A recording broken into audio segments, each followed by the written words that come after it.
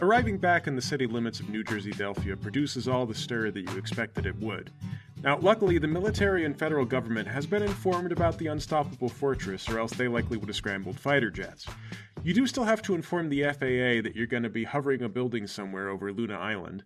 You radio ahead to the bewildered prison facility, and after just a little confusion, you're able to hand Howard off into their custody.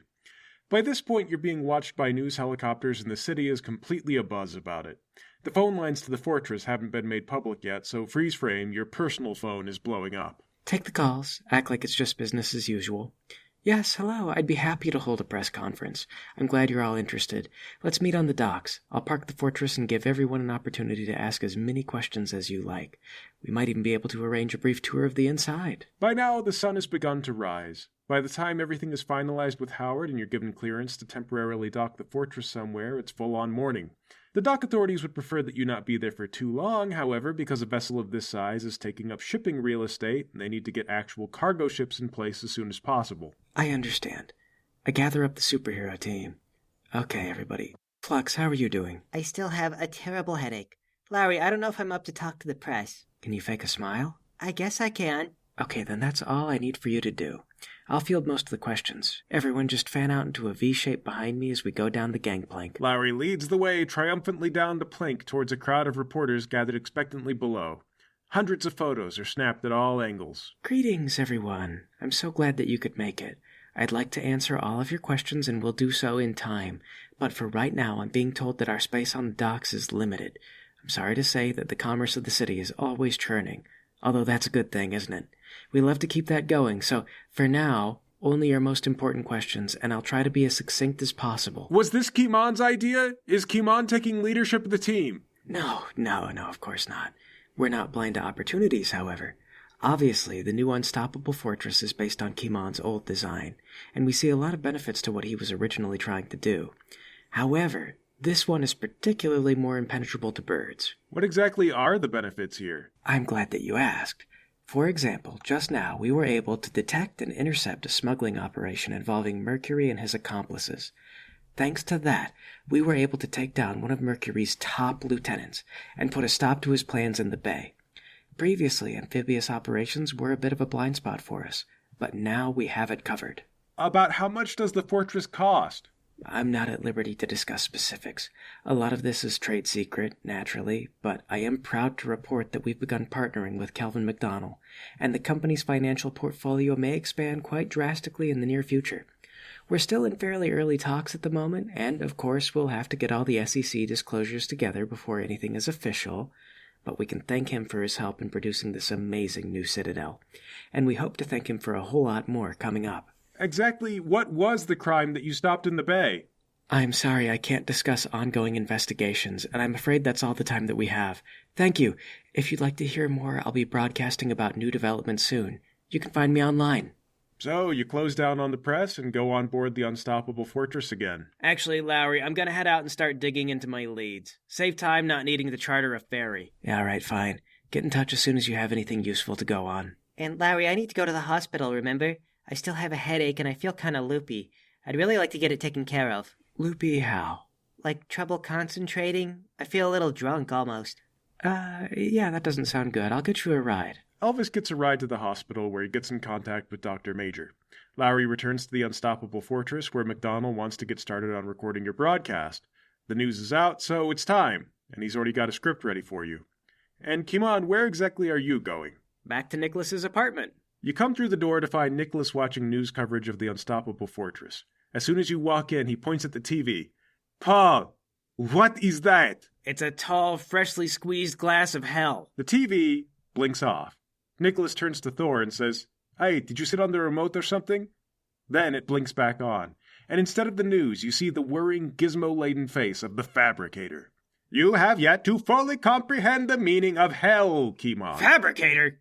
I mean, Fabricator. Actually, wait, hold on. Can you hear me? TV's not exactly two-way communication. I can understand you perfectly well. That means you've got listening devices in the apartment, doesn't it? Oh, for God's sake! Or perhaps you are so predictable that I can have this conversation without you being there. Banana hot dogs winged in California! For example, at this very moment, you are saying random strings of words to see if I can guess what they are. All right, drop the act. Obviously, you've got listening devices in the apartment. For how long? Nicholas was under my employ for quite some time. Okay, great. Okay. So, that means you probably had advanced knowledge of our plans when I first tried to contact you and you made me jump through all those stupid hoops. Fair is fair. You wanted to contact me then, so you worked for it. I want to contact you now, and I have already worked for it. Live with it. I call you now to let you know I am livid. Yeah, take a number. About what? I offer you a wild guess. What do you think I would be most angry about? Well, that bald spot you're developing is getting pretty bad. I am mad because your company has developed a new working fortress. You know full well that our agreement required you to destroy schematics and blueprints related to the construction of the Demon's Fortress. Well, they seized my assets, and I didn't exactly have time.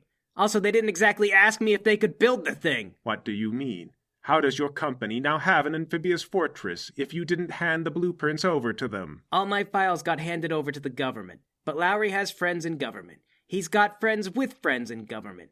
I don't know, you're a math genius. You can put two and two together.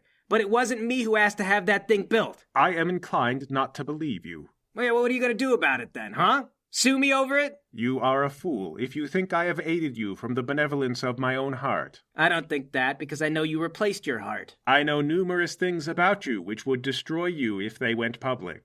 You are a criminal again, Kimon. Which means that once again, our old order of doing business is in place. If you do not wish information about your operations to surface, you must show me respect. And if things must truly come to blows, you likewise have no one to turn to. Will you ask for help from Unstoppable Industries to attack me? I think not. Well then, so long as we're understood, Fabricator, if you try to back me into a corner, I will find you and I will kill you. You could try. Destroy that fortress. I will not tolerate its existence. Oh, is that all you want? Just blow up the fortress. It is my design. By letting them have it, you have violated our agreement. Well, all we have to do is wait for some birds to fly into the engine, unless they changed it from your original design, right? I will not wait idly by to see if that happens. Your contractors, I will contact them and inform them that I have a personal issue with the fortress. The three of you will take it down. Contractors, you mean Candok and Smith? Indeed. All right, well, I see the stick. If I don't destroy the fortress, somehow you rat me out.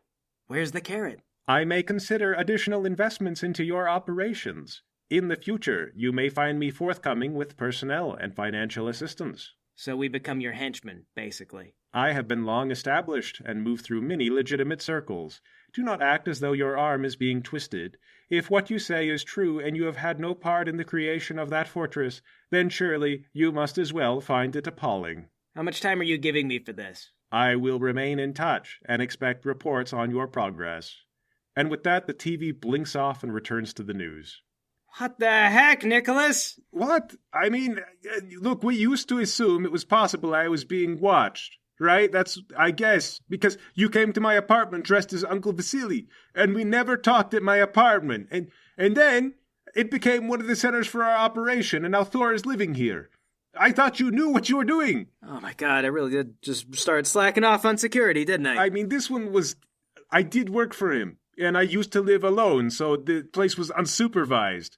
And this is something the Fabricator is especially good at. Your old boss is watching you touch yourself at night, Nicholas. Thor goes, whoa, that guy's with the gears in his face has been watching us, like in our private times. Don't worry, says Nicholas. His lower half has been replaced with the machine. It can only get so weird. Replacing your lower half with a machine is pretty weird unto itself. Thor says, isn't he still listening? I hope so. You're weird, Fabricator. You poop in a tube. Your butt cheeks run on batteries. Nicholas says, well, now what do we do? Well, first we figure out a new base of operations. Second, we sell all your stuff, because I'm not sure if even I can find every bug the Fabricator might have installed in here. We should assume he'd find the new place wherever we go. Your car is probably bugged. If you don't do anything, I assume the new fortress will be bugged soon, too. Thor asks, what do we do that made that guy so mad at us? Aside from the fortress thing, obviously. He helped us with the money laundering. And we have history. Don't worry about it, Thor. It's a long story. Thor seems frustrated by this. It's obviously not entirely true, if anything because you didn't explain the money laundering as needing to involve the Fabricator before, because he's not actually involved in that in reality, of course. I really did let myself go, didn't I? I just got carried away with all the other things and forgot about the basics. Nicholas says, "Well, I thought it was strange that you dropped some of the usual pretenses.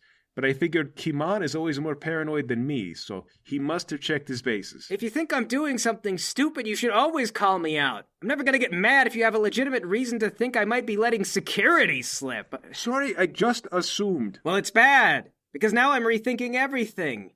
Fabricator has eyes on us this whole time. Still does. Go to hell, by the way! But that could mean I missed something with the FBI, and someone else is gonna pick it up. The financials are probably the most vulnerable thing. They usually are. They keep a close eye on those. All right, everybody grab some clothes and anything you positively cannot do without. We're going to run to a cheap motel, and Thor, we're going to go through a crash course on money laundering, and you're going to be looking over a bunch of spreadsheets. Meanwhile, Lowry and Elvis, in the form of Kandock and Smith, you receive a phone call from a random number. This is probably the most annoying part of the job. You can't ignore spam calls because too many of your clients try to use burner phones. I swear, if this is another call about an extended warranty. Hello? Hello, this is the Fabricator. I am calling with a notice of employment.